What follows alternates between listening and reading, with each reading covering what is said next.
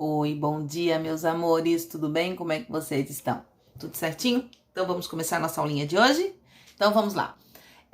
Bom, abram a apostilinha lá no segundo capítulo que tem prosa e poesia, vocês já viram, né? Logo depois de prosa e poesia tem gêneros poéticos, certo? Vocês podem ver que nessa parte, gêneros poéticos também podem ser considerados, também podem ser encontrados como gêneros literários. Então eu mandei os slides aí para vocês, eu queria que vocês fossem acompanhando o que eu dissesse, tá? Porque agora nós vamos entrar, tem partes ali que eu não vou abordar com vocês, porque eu gostaria de estar presente e a gente fazer junto. Eu não ia conseguir a escansão, por exemplo, mas aí ao longo do ano eu vou trazendo essa escansão para vocês e a gente vai trabalhando certinho, tá bom? Então vamos lá. Os gêneros literários. Nós vimos o que é texto literário e o que não é texto literário. Então agora nós só vamos analisar os textos literários. Na literatura é óbvio que nós vamos partir somente para isso. Então dentro dos gêneros literários eu tenho também a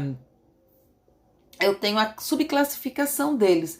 Então a classificação deles é gênero lírico, gênero épico e o gênero dramático, né? Então, quando eu falo em gênero lírico, eu falo da palavra cantada. Por que ele diz que é uma palavra cantada? Porque eu vou encontrar na poesia. O eu lírico, lembra que eu falei para vocês? No sentimento. Então, quando eu falo palavra cantada, eu também vou encontrar dentro da poesia as rimas. Lembram que a gente viu? Eu vou encontrar as aliterações, eu vou encontrar as assonâncias, as figuras de linguagem, o ritmo, né? Que vai dar na poesia, por isso cantado, e depois nós vamos saber por que ele se chama gênero lírico. E o gênero épico, palavra narrada, ele conta alguma coisa. Eu tenho um narrador, né? Dentro dessa história, o épico, um narrador que é uma história que aconteceu de fato, tá? Da história. E o gênero dramático é para ser representar. Um roteiro de teatro nós chamamos de gênero dramático. Então vamos à frente.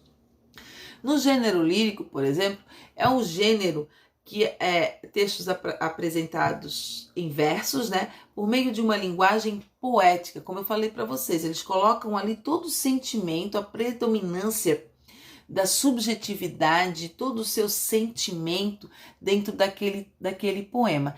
Os poemas eles são compostos por, se vocês quiserem ir grifando, aí tem na apostila, no gênero lírico, tá? Eles são compostos por versos, tá? Eles não são compostos por versos e estrofes. Cada estrofe pode compor uma estrofe de 3 versos, uma estrofe de 2 versos, uma estrofe de 4 versos. Isso tudo depende, né, da forma que a gente vai ver. Então, o gênero lírico ele vem da lira, que era um instrumento que antigamente eles cantavam, né? A poesia elas não eram recitadas, elas eram cantadas juntamente acompanhado de um instrumento. E esse instrumento se chamava lira, por isso eles tiraram a musicalidade, tiraram o instrumento, a musicalidade através do instrumento e colocaram a musicalidade dentro das rimas, dentro das rimas, dentro das aliterações, dentro das assonâncias, enfim, ele é que vai dando toda essa musicalidade. E aí fica a critério do autor a forma de como ele quer transformar essa aliteração, esses sons, né, para dentro da sua poesia, tá? Então, os exemplos do gênero lírico que nós temos ali é o soneto, a poesia livre, né, versos livres que a gente viu, lembra que a gente analisou lá alguns poeminhas, na apostila tem aí, quando não tem um bonitinho ali, um formatinho certinho de poesia, certo? Ali nós temos o ode, haikai, hino, sátira, mas aí esse eu vou deixar um pouquinho de lado.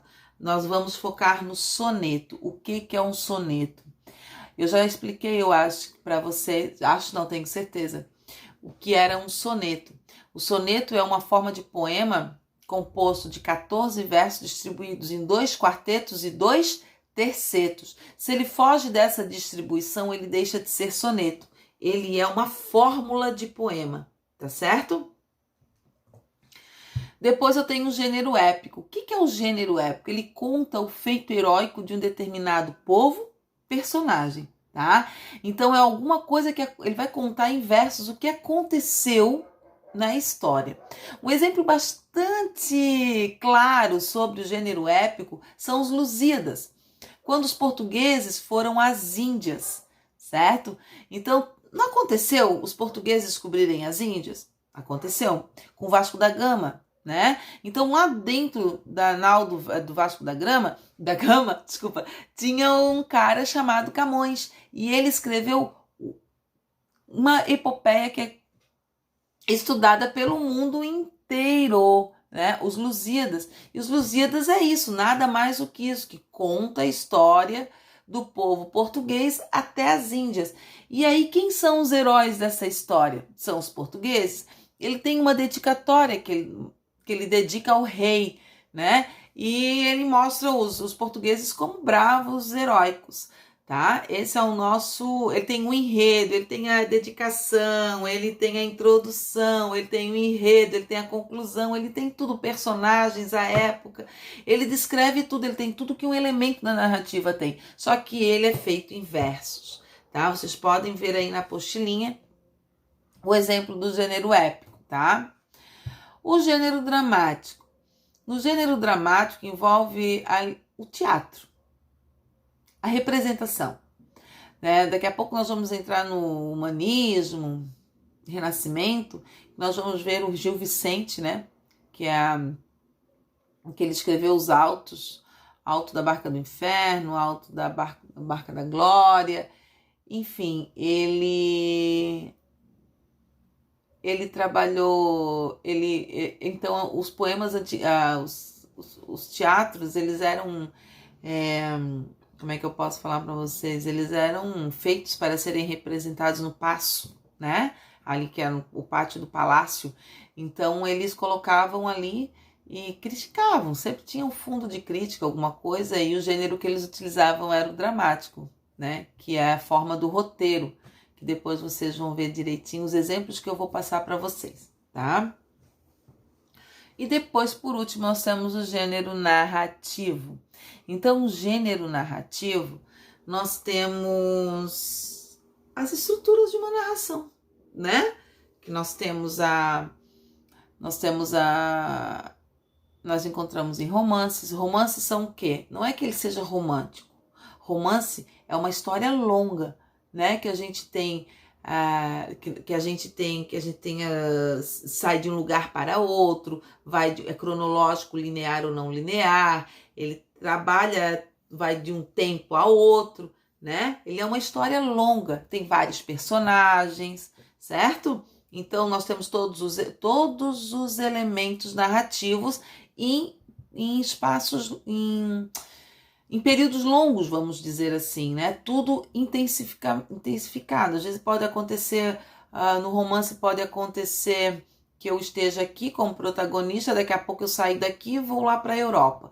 Então, nós chamamos isso, ele pode trabalhar os espaços que ele quiser. A novela é quando eu tenho vários núcleos, e a novela tem a característica dos personagens e os núcleos todos trabalharem no seu núcleo, e ao final esses núcleos se encontram. Tá? Como acontece nas novelas de verdade, assim, na nossa televisão. Vocês podem comparar, que eles começam cada um com o seu núcleo, daqui a pouco todo mundo está se conhecendo.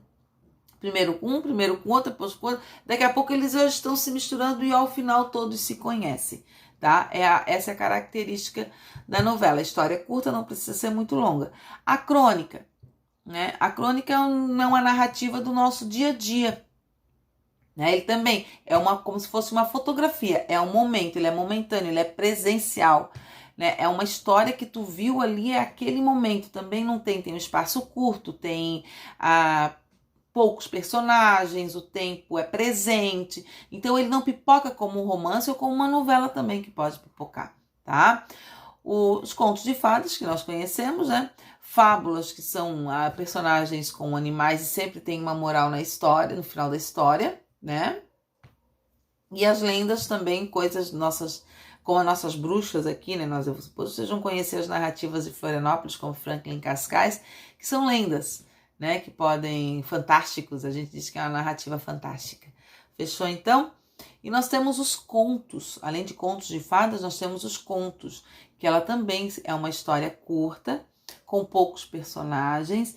É uma história que a gente sabe onde vai acontecer, onde vai acabar, é fácil, não passa de uma rua, não passa de uma casa, não passa de um bairro, tá? Nós vamos conhecer os contos de Machado de Assis, que são excelentes, e aí vocês vão saber analisar esses contos. Fechou? Para esse primeiro momento, gente, eu quero que vocês façam as atividades da apostila das páginas 41 a 52. Elas estão por partes. Primeiro o gênero lírico, daí tem as atividades. Depois o gênero dramático, tem as atividades. Por isso é que ela tá tão extensa, tá? Eu quero que vocês analisem bem as características de cada texto. E eu quero que a gente discuta isso lá no nosso bate-papo no WhatsApp, tá? Para que a gente tire as dúvidas. Não adianta eu ficar aqui dando aula para vocês e lá vocês não fizerem as atividades e não tirarem as dúvidas de vocês. Eu gosto muito que vocês venham. Professor, eu não entendi o que é o texto, o que é o texto dramático, o que é o texto épico, gênero épico, enfim. Eu queria que vocês me dessem esse feedback para eu ficar mais tranquila, para saber que vocês estão entendendo de fato.